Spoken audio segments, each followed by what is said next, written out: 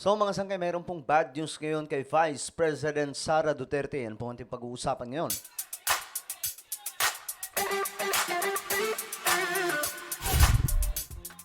Hello, what's up mga sangkay? Magandang oras po sa inyong lahat mula sa Luzon, Visayas, Mindanao, Sabah at maging sa ating mga kababayan na nasa iba't ibang bansa. Shoutout po sa lahat ng mga solid sangkay.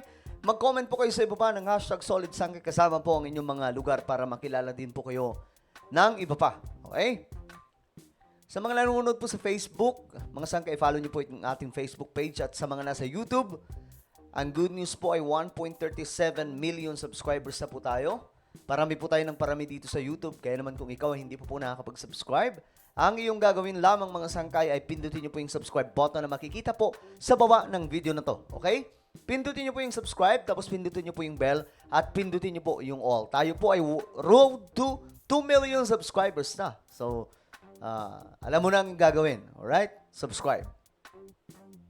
Mayroon pong bad news mga sangkay kay Vice President Sara Duterte. So ano kaya ito? Kanina mga sangkay, nagkaroon po ng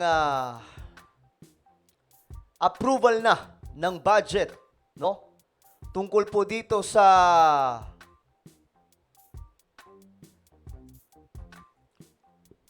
ayan, mga sangkay, higit 6 trillion na national budget para sa 2025 na inaprubahan na nga po. Ayan. So, nandun ang halos buong pwersa ng Congress. Yung mga senador, nandun mga sangkay. Pero ito po ang nangyari. Duterte ally, sabi po dito, Bongo de la Rosa absent daw po sa Bicameral Conference Committee.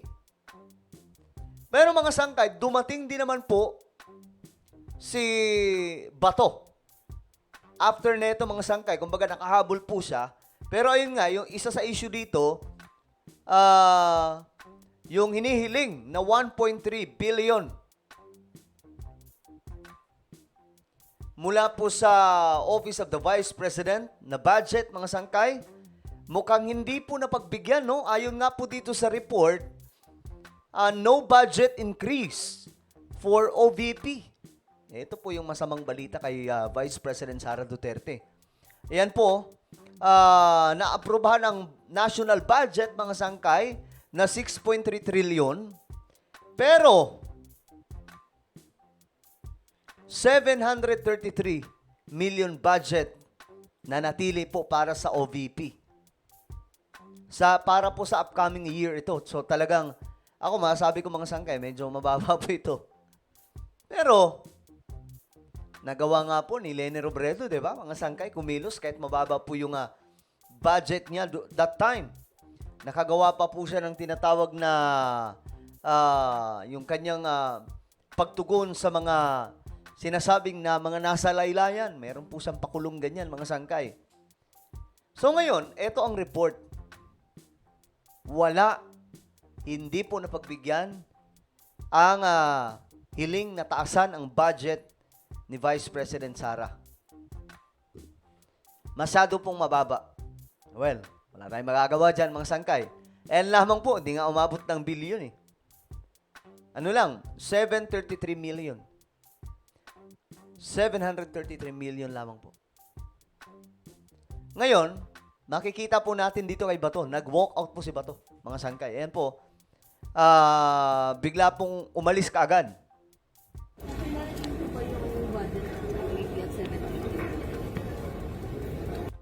Hindi muna ako pumirma dahil hindi ako pumirma dahil Hindi daw siya pumirma, mga sangkay, para sa national budget. Makikita nyo po mga sangkay na medyo masama yung loob dito ni Bato. Ewan ko kung bakit. Siguro dahil hindi napagbigyan yung increase na dagdag budget po ng Vice President na si VP Sara. Grabe mga sangkay, medyo ano na to. Magkakasamaan na naman po ng loob. Tingnan nyo po si Bato, mga sangkay. Medyo, iba po yung ano niya dito eh. Iba po yung,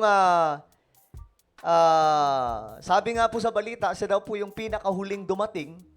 Siya rin po yung pinakaunang umalis. Masama po yung timpla dito ni Senator Bato.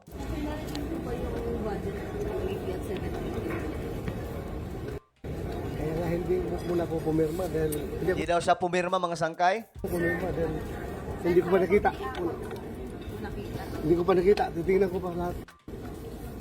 Hintayin ko yung buong kopya. Ba't ganun? Parang masama yung loob ni Senator Bato. Tingnan nyo, oh. Walk out siya, di ba? Kaya nga hindi muna po pumirma dahil hindi ako pumirma dahil hindi ko pa nakita. Hindi ko pa nakita. Titingnan ko pa lahat. Hintayin ko yung buong kopya. Wala, nag-walk out si Bato de la Rosa, mga sangkay. Ngayon, ito po yung balita tungkol po sa budget na yan. Tingnan natin. Para syempre may kaalaman po tayo. So, balik tayo nga, yung bad news, hindi po nag-increase.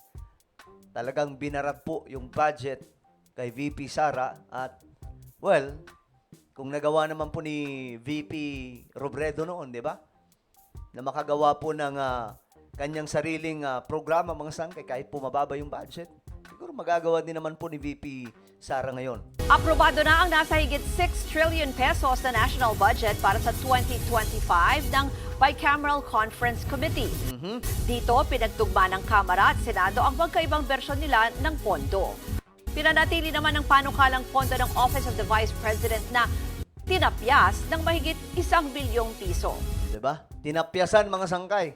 Para sa iba pang detalye, makakausap natin sa linya ng telepono si Mean Los Baños. Mean, ano-ano ba yung mga controversial na provisions o yung budget na napanatili dyan sa pinasa? Ngayon, magandang hapon, tama tayo na prubahan at inadopt na ng Senado at Kamara ang bicameral report para sa 2025 national budget. Sinundan yan ang pagpirma ng mga miyembro ng BICAM ng kopya ng BICAM report. Pinangunahan ni Senate Finance Committee Chair Grace Poe ang Senate contingent habang si House Appropriations Committee Chair Zaldi ko naman ang sa Kamara. Dumalo rin sina Senate President Jesus Cordero at House Speaker Martin Romualdez. Ayon kay Senator Poe, sa isinapinal na 2025 budget, dinagdagan ng pondo para sa sektor ng kalusugan, edukasyon at disaster response. Para daw yan sa pagbibigay ng tulong sa mas mga nangangailangan sektor ng ating bayan. Dinagdagan din ng pondo para sa defense, justice at transportation. Samantala, Ruth, pinanatili naman ng BICAM Committee ang Office of the Vice President's budget na nasa 733 million pesos. Ang baba no? Pero kaya yan kung matalino si VP Sara. Di ba? Depende yan eh. Magkano lang ba yung budget noon ni Lene Robredo? Napakababa lang din po noon. Binigyan lamang din po siya noong panahon po yun ni Tatay Digong, di ba? Former President Duterte. Napakababa lang. So dito mga sangkay, kasi ang gustong mangyari na hinihiling ng kampo ni VP Sara, especially itong sila Bato, i-increase ng mas malaki pa mga sangkay, pero tinapyasan po ng malaki din. Pinanatili sa 700 million mahigit. Matatandaang mula sa 2 billion pesos, tinapyasan ng Kamara ang panukalang pondo ng OVP ng higit Maging ilan ba yun? 2 billion? pesos. Matatandaang justice at transportation. Samantala, Ruth, pinanatili naman ng BICAM Committee ang Office of the Vice President's budget na nasa 733 million pesos. Matatandaang mula sa 2 billion pesos, Mula sa 2 billion pesos. tinapyasan ng Kamara ang panukalang pondo ng OVP ng higit 1 billion pesos. Mahigit 1 billion pesos ang tinapyas, mga sangkay. Sobrang laki. So ano to? Kalagay dito, among the controversial provisions of the bill is the 1.3 billion 1.3 billion cut in the allocation. So, ito po yung tinapyas. 1.3 billion.